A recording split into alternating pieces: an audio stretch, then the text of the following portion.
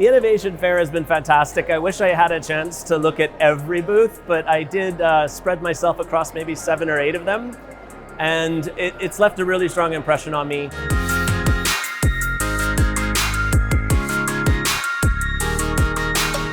I talked about the role of human-centered design and its importance in tackling systemic challenges. I think that's an incredibly important field for design, is to be looking at intractable problems that the world has and ask what role can design do in first deconstructing those problems and then reconstructing them in ways that are beneficial to human lives and impact. Some of the key takeaways are that I think it's easy to say human-centered design. I think it's much harder to actually place people at the center of how you recreate systems and how you think about the design of them. And part of that is because there are so many things that get in the way of serving the needs of people. Maybe even unintentionally so. There are policies and regulations, there's cultural norms and ways of behaving, there are societal expectations, all of which influence and shape and sometimes prevent innovation in solving people's needs. And so human-centered design is one of these things that if you can do it really well and think very deeply about it, it starts to reveal new ideas that fundamentally challenge all of those elements that get in the way. I think the biggest challenges with innovating the development sector are the traditional definitions of what development means.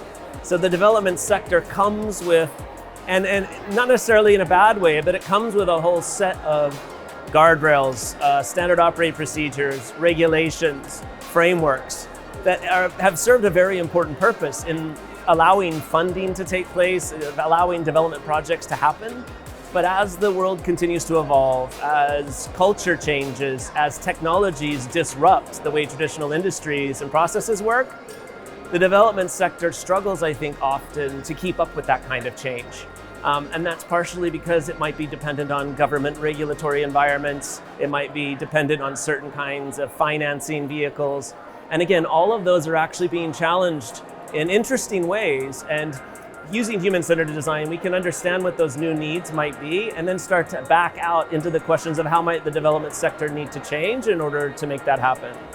One thing I would advise ADB to do in continuing on the journey that they're on is to fundamentally think about what their future core competencies will be, particularly in the 21st century. So coming from a development background, those competencies that have been in the past, some of them are going to be important, but many of them will need to change.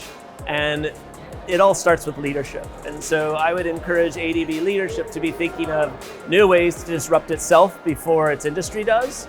And that way they can lead and really kind of be a leader in their field in the future. The Innovation Fair has been fantastic. I wish I had a chance to look at every booth, but I did spread myself across maybe 7 or 8 of them. And it's left a really strong impression on me.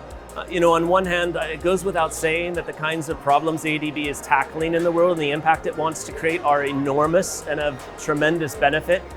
But equally as exciting is the range of solutions that it's trying to explore to tackle those challenges, well beyond just the financing and kind of the giving of loans and other kinds of financial vehicles into innovative solutions, technologies, leveraging big data, and really trying to understand how systems design can impact the world. And so I just got a sneak peek today at what's here to offer, and I'm looking forward to learning a great deal more about it in the future.